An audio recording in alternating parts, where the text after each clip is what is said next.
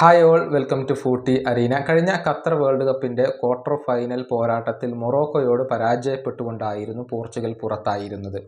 ആ മത്സരത്തിൻ്റെ സ്റ്റാർട്ടിംഗ് 11-ൽ ഇടം നേടാൻ സൂപ്പർ താരം ക്രിസ്ത്യാനോ റൊണാൾഡോക്ക് കഴിഞ്ഞിരുന്നില്ല. അവരുടെ പരിശീലകനായ ഫെർണാണ്ടോ സാന്റോസ് അദ്ദേഹത്തെ ബെഞ്ചിൽ ഇരുത്തുകയായിരുന്നു. അത് പിന്നീട് ഫുട്ബോൾ ലോകത്ത് വലിയ വിവാദമായി. ക്രിസ്ത്യാനോയെ ബെഞ്ചിൽ ഇരുത്തിയത് വലിയ പ്രതിഷേധങ്ങൾക്ക്, ക്രിസ്ത്യാനോ റൊണാൾഡോയുടെ ആരാധകരുടെ പ്രതിഷേധങ്ങൾക്ക് കാരണമായി എന്നുള്ളതാണ്. അധികം വൈകാതെ തന്നെ ഫെർണാണ്ടോ സാന്റോസിന് തൻ്റെ പരിശീലക സ്ഥാനം നഷ്ടമാവുകയും ചെയ്തിരുന്നു. ഏതായാലും പുതുതായി നൽകിയ അഭിമുഖത്തിൽ ഇപ്പോൾ ഫെർണാണ്ടോ സാന്റോസ് അതേക്കുറിച്ച് സംസാരിച്ചിട്ടുണ്ട്. അതായത് താൻ ബെഞ്ചിലിരുത്തിയ ആ തീരുമാനത്തെ ക്രിസ്ത്യാനോ റൊണാൾഡോ ബഹുമാനിച്ചിരുന്നു, റെസ്പെക്ട് ചെയ്തിരുന്നു എന്നാണ് ഇപ്പോൾ സാന്റോസ് പറഞ്ഞിട്ടുള്ളത്. റൊണാൾഡോ ഒരിക്കലും ആ ഒരു തീരുമാനത്തെ എതിർത്തിരുന്നില്ല എന്നാണ് അദ്ദേഹം പറഞ്ഞിട്ടുള്ളത്. മാത്രമല്ല ക്രിസ്ത്യാനോയും താനും തമ്മിൽ ഇപ്പോഴും കമ്മ്യൂണിക്കേറ്റ് ചെയ്യുന്നുണ്ട് എന്നുള്ള കാര്യവും സാന്റോസ് വെളിപ്പെടുത്തിയിട്ടുണ്ട്.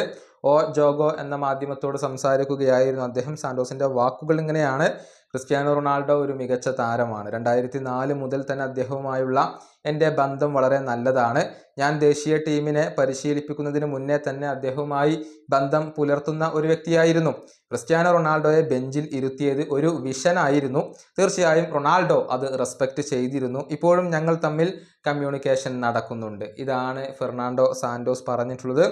ഏതായാലും ക്രിസ്ത്യാനോ റൊണാൾഡോ ഇപ്പോഴും പോർച്ചുഗൽ ദേശീയ ടീമിൻ്റെ വളരെ പ്രധാനപ്പെട്ട താരമാണ്. കഴിഞ്ഞ ഇന്റർനാഷണൽ ബ്രേക്കിലൊക്കെ അദ്ദേഹം കളിക്കുകയും മികച്ച പ്രകടനം നടത്തുകയും ചെയ്തിട്ടുണ്ട്. ഇനിയിപ്പോൾ യുവേഫ നാഷൻസ് ലീഗിൻ്റെ ക്വാർട്ടർ ഫൈനൽ മത്സരങ്ങളാണ് പോർച്ചുഗലിനെ കാത്തിരിക്കുന്നത്. വരുന്ന മാർച്ച് മാസത്തിൽ നടക്കുന്ന മത്സരത്തിൽ ഡെൻമാർക്കാണ് പോർച്ചുഗലിൻ്റെ എതിരാളികൾ. ഈ വീഡിയോയുടെ അവസാനിപ്പിക്കുന്നു. അടുത്ത വീഡിയോയുമായി വീണ്ടും കാണാം.